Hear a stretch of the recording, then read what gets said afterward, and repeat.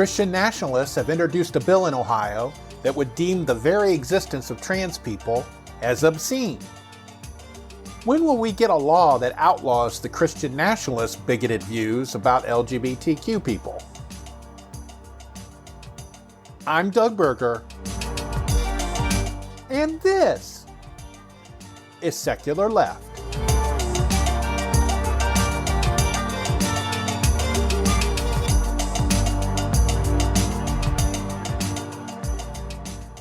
We are currently in the month of June, and the month of June is typically when the LGBT community celebrates Pride. And they're celebrating their community, the ability to be able to be themselves and be open in public and not have a fear of being arrested or any of that sort of thing. And so they do that in the month of June. I've been to Toledo's Pride Festival, which is typically held in August. And it's always a good time. And I appreciate them being able to have their celebrations. You know, most people typically don't know the origins of Pride or why it's in June. But it was basically because of the Stonewall Riots in New York City in 1969.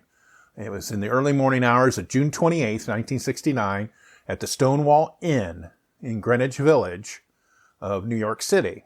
It wasn't the first instance in American history when people in the homosexual community fought back against government-sponsored persecution, but it was the defining event for the gay rights movement in the United States. It coalesced all of this angst and bitterness and tension against the state and against government that was trying to eradicate them and keep them in the closet, and it allowed them to burst forth and really organize and try to get some rights, some basic human rights.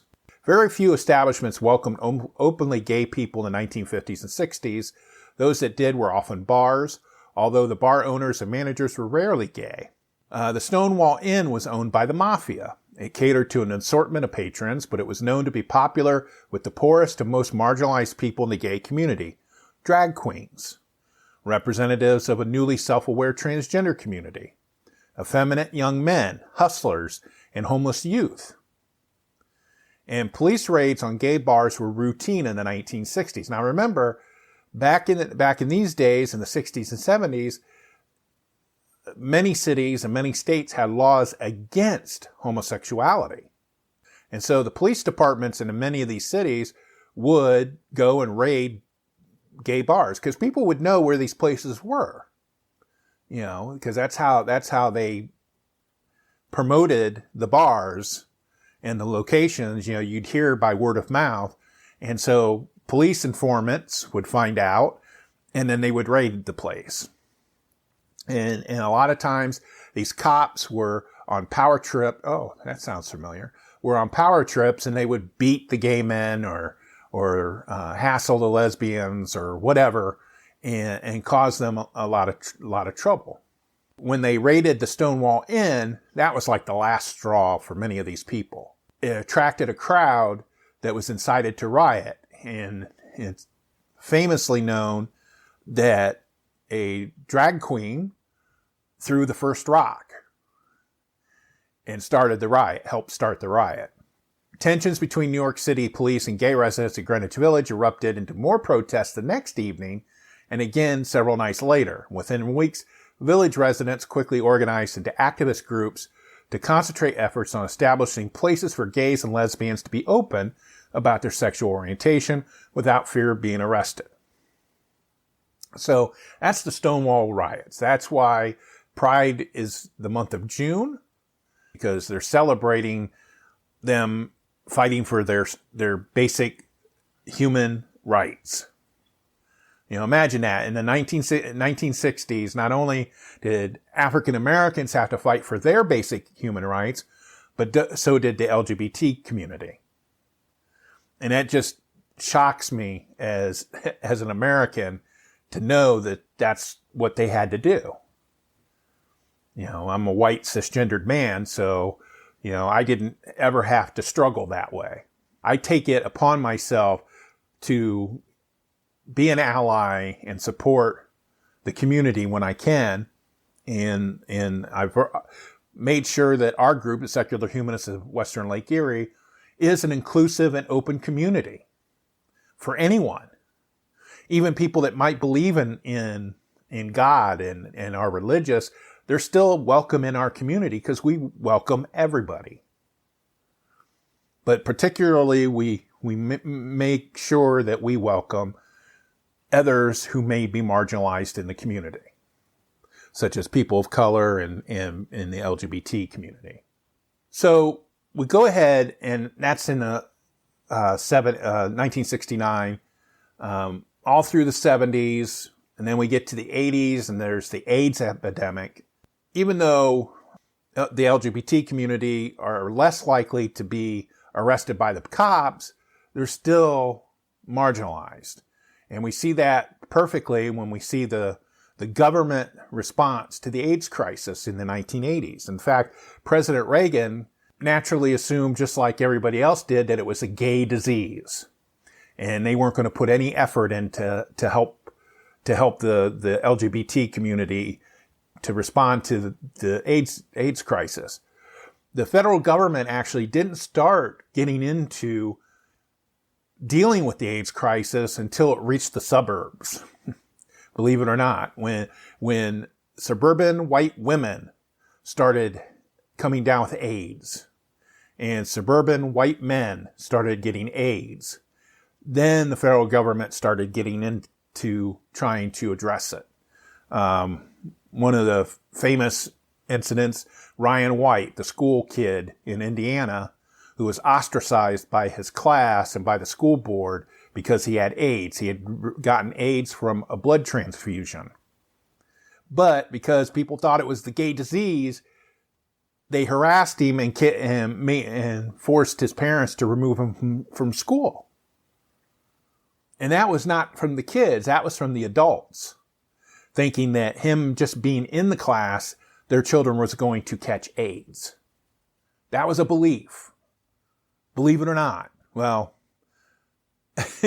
we just came through a pandemic where people thought that the vaccine would make you magnetized. So I guess that's not as surprising as it sounds, that people would think that you would catch AIDS if you were in a room with somebody that had AIDS. Because that's not how it worked. So then we come up to, there's been more and more acceptance of gay people in the United States and in the world. Pride festivals have broken out in unlikely places, like my hometown, Findlay, Ohio, which is about as red Republican as you can get. They've had a Pride festival for several years now. They have a very strong and vibrant LGBT group that operates down there. They have a place for LGBT youth and adults to hang out together. It's a safe space for them. Well, there's an even more, some place that's even redder than Findlay that's had a Pride festival the last 4 years, as a matter of fact.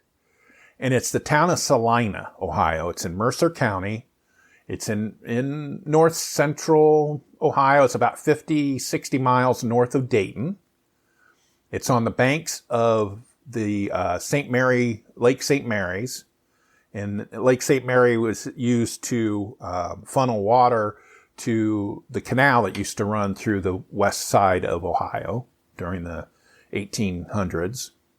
And so Celina is on the shore of this huge lake. And they've had Pride Festival last 4 years. Well, after the 2022 event, the Christian Nationalists in town really got up in arms. And they claimed that drag queens were obscenely dancing for kids. And people shared videos that supposedly showed this, that young kids, like 7 or 8 year olds, were giving money to these dancers, and these dancers were twerking and gyrating, and that's what they said. Trying to say, well, it wasn't a family friendly event. and it was in a city park. So people were up in arms. So it was coming up to the 2023 festival. Christian Nationalists tried to get the Pride Festival canceled. Well, not to get the festival canceled, but they were trying to get the Celina City Council to ban drag performances. Because here's what it is. These Christian nationalists, they believe that drag performances are always obscene. Here in this country, we have a thing about where you can't pass a law to ban a particular viewpoint or action for being obscene. There's a certain there's a certain process you have to go through to be considered obscene. If you try to ban an activity and you automatically say it's obscene, most of the time it's going to get thrown out by a court as being overbroad and vague. And so the city council could not find a way to ban drag performances without risking a court case. So they elected to do nothing. And there was just so much bigotry from the people talking about this. The city council president happens to be a pastor of a local church who is anti-LGBT. And he was upset that they couldn't come to a consensus to ban it.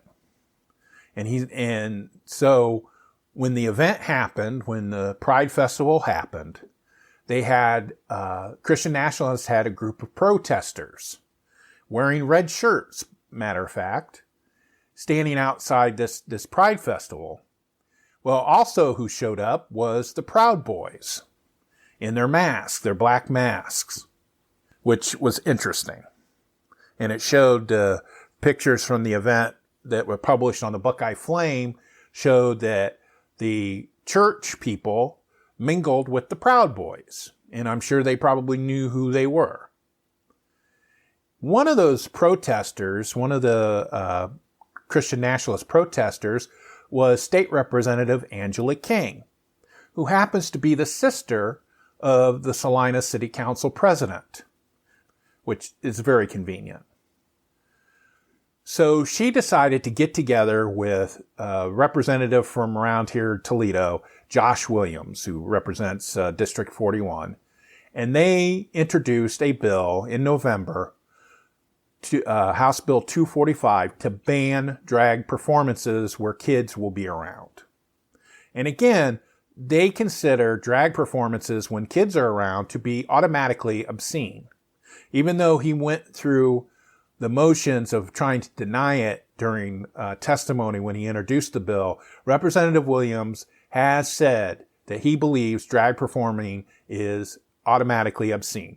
So if you have a drag performer doing like a story time at the library, he believes that that's automatically obscene.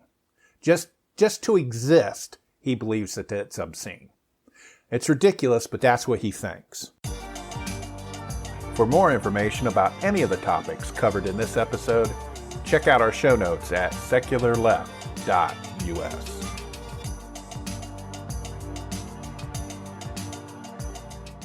So, Representative King and Williams introduced House Bill 245 back in November of 2023.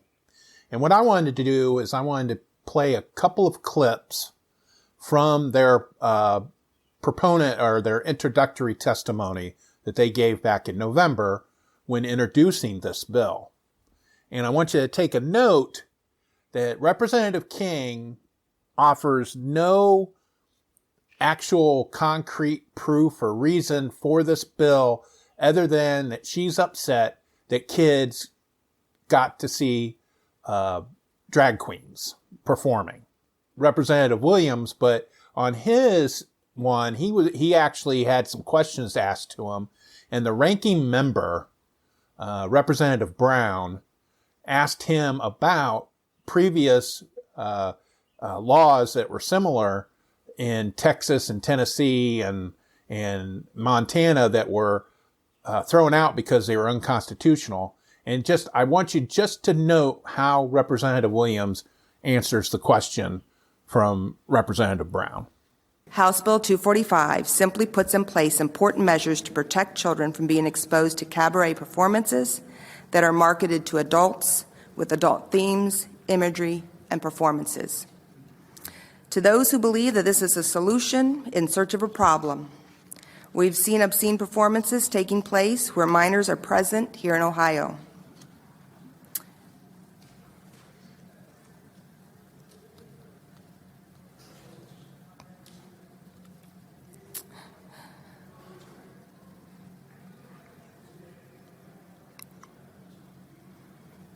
The catalyst for this bill actually came from my own community. I was appalled to watch a video of a family-friendly event held in our city park, where adults were dancing provocatively for children who were then rewarded with cash handed to them by young children. One of the performers, dressed in a skimpy thong leotard, twerked and gyrated on the concrete. This same adult, then seated on the ground with his legs spread open, raised towards the sky, gave a view of his crotch area for all to see. Appreciate the chair's indulgence. Thank you. I'm aware of several U.S. District Court cases which have reviewed laws which I believe are very similar to H.Bill 245, House Bill 245. And these cases, these district courts have held that those laws were unconstitutional in various ways, including containing unconstitutional content-based restrictions, unconstitutional viewpoint-based restrictions, unconstitutional because they're overly vague and overbroad. And these cases I'm referring to come from very red states, including Texas, Tennessee, Montana. Are you familiar, Rep. Williams, with those cases? And if so, how do they differ in your mind from the legislation that is before us today? Through the chairwoman to Ranking Member Brown, I am familiar with each one of those cases, and they differ substantially from the bill that we introduced. So when we looked at drafting this bill, we knew those cases were pending. Some of them have been settled since then on unconstitutional grounds, and most of them were based on the premise that certain types of performances were automatically obscene. And that's where the viewpoint discrimination came into play, because you had to look at the type of performance and automatically assign it obscenity. We're not basing it off of any type of performance. We're saying that this category, these categories of performances, only if they rise to the level of obscenity does it then become illegal. So it's based on the conduct of the performer. So when we start talking about what is obscene in the state of Ohio, we're talking about things like simulated masturbation, full-born nudity, right? These type of conduct, that shouldn't be done in the presence of a minor. The question becomes, why do we believe that obscenity should be allowed in the presence of a minor? When for decades we've said across the board we shouldn't be doing that in the presence of children because we're going to sexualize them. Now, because we include a bill that expands the definition to a certain type of performer that doesn't like that, now all of a sudden we're supposed to remove all these prohibitions from the books in the state of Ohio, and the answer is no. We're going to be held to the same standard we've been held for decades, which is adults who want to engage in adult activity do so in adult environments where children are not present. If you want to engage in adult activities, make sure kids are not around. And if you're a performer, you're going to be held liable in the state of Ohio if kids are around while you're engaging in obscenities like simulated masturbation. So that was Representative Brown, who's the ranking member of the committee, and Representative Williams, who is vice chair of that committee and co-sponsored that bill. Now, somebody may get into semantics with me where they tell me, well, Representative Williams did not write in the bill that such performances were automatically obscene. He talked about the Miller test and everything like that. But let me be clear. He may not have used those words directly, saying that drag queen performances are automatically obscene, but he did say that those drag queen performances were automatically adult in nature, and that no kid should be able to view them. And that, to me, is viewpoint discrimination, because he's assuming that a drag queen performing, that is, a drag queen just existing, because that's what a drag queen performance is. They're always performing. They're not just twerking and gyrating or, what he say, simulate masturbation, which I find it hard to believe that a drag performer at a family-friendly event would have simulated masturbation, for one thing. And so, he's not talking about that those are automatically obscene, but they're inferring that it's only adult in nature, that you can only have a drag performance that is adult and that appeals to the prurient interest, And so basically, they're substituting one viewpoint discrimination for another. Because in the part that I didn't play from Representative King, she said that Shakespeare in the Park or watching the movie Mrs. Doubtfire would not be violation of the law, of this proposed law. And see, that's where they're saying that a drag queen that is performing, and they don't define performing, should only be viewed by adults. And that's where the problem comes from. The other issue too is the fact that the law is very detailed in that applies to people who dress not of the gender of their birth. And they had a writer, N.V. Gay, on Ohio Capital Journal that wrote an opinion piece about that. It says, when looking at the language here, one might see how vague it is written, especially when identifying the entertainers, quote, entertainers who exhibit a gender identity that is different from the performers or entertainers' gender assigned at birth, using clothing, makeup, prosthetic, or imitation genitals or breasts, or other physical markers. And the reason why that's a problem is because it's attacking transgender people, and saying that they're only viewable by adults, that they should only be out in public by adults. Because you can have this debate about whether or not something is a performance or not. What if they have a transgendered woman who is singing in a choir? Well, they are performing, and they are not dressed in the gender that they were born as. So you could have somebody file a complaint. That's how vague and open to interpretation. And Representative Brown also let Representative Williams know too, and again, when they had proponent testimony just the other day, that there are currently laws that protect children from obscenity. And what these Christian nationalists want is they want to be able to ban drag queens. Pure and simple. That's what they want to do. They don't care what they're doing. They don't care if they're reading the books to the kids. See, they think that that's an adult performance. Anytime a drag queen shows up, they believe it's obscene, or as they call it, adult. So they're just substituting another violation of the First Amendment with another. So what I did was, and the reason why I'm bringing all of this up, especially because it's Pride, was that this House Bill 245 was introduced in November. Well, last week, it got its second hearing. It's June, Pride Month. And they decided to have a hearing on an anti-drag performance bill. The second hearing, and it was the proponent hearing. So you had Jeffrey King, the pastor, the Celina City Council president, showed up. You had the usual suspects, somebody from the Center for Christian Virtue, and all those wonderful people. And the other thing that I noticed, whenever they have these anti-LGBT bills that get introduced, they did this with House Bill 68, and they did this with House Bill 445, which would force schools to allow Bible classes during the school day.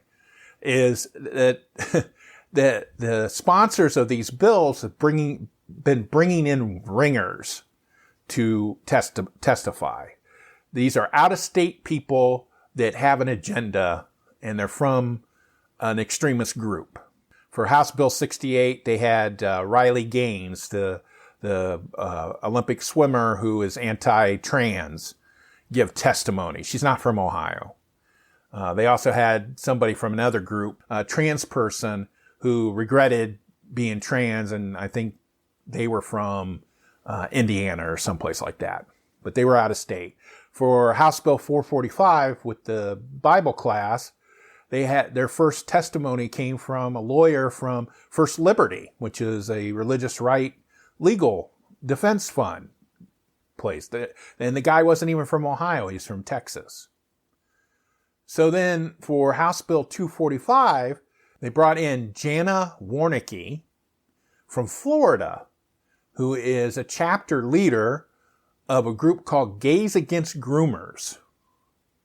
And Gays Against Groomers is designated as a hate group.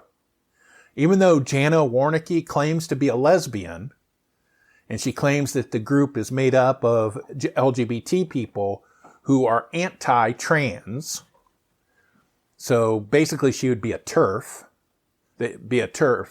against trans people. So she gave the first testimony on House Bill 245, the proponent testimony. What I wanted to do is the Buckeye Flame, which is a great LGBT newsletter and website. You really should check it out. They had 13 quotes from the proponent hearing. So this is from Jana Warnicki, Gays Against Groomers. She says, now we wouldn't be shocked if this bill faced some opposition, but let's be clear. Anyone opposing this bill is, in essence, telling on themselves. So basically, she's saying that anybody that's opposed to House Bill 245 is a groomer. And then Josh Williams, during the questioning part, says to her, "Thank you for what your organization does. I appreciate the work that you all do." Again, this is a hate group. And so Representative Richard Brown, who's the ranking member, and this is the Judiciary Committee, the Judicial Committee that does the criminal laws. And so Representative Richard Brown is the ranking member. He's the Democrat. And he asked Jana Warnicki whether she thought all drag shows were harmful to children and obscene, including drag story hours that teach literacy to children and give out free books. And Warnicki said, yes, they are harmful to children. And that's the same attitude that Angela King and Josh Williams have. Then we had David Mahan from the Center for Christian Virtue said, ironically, he said, it seems we have a protected class that gets to do these things. But he's forgetting that there are no legal protections for LGBTQ plus individuals in the areas of housing, employment, or public accommodations. So they're not a protected class in this case for what they're considering. And then they had Sean Meyer, who happens to be an extreme Christian nationalist pastor who kind of flirts with Nazis and white supremacists. And he made the comment, he said, several of the drag queens were discovered to be AFAB, assigned female at birth, performers who are essentially strippers, which isn't true. And then he says, why don't we hear of drag events in nursing homes? The answer seems obvious. One audience is far more impressionable than the other. So basically he has the attitude that kids are being recruited.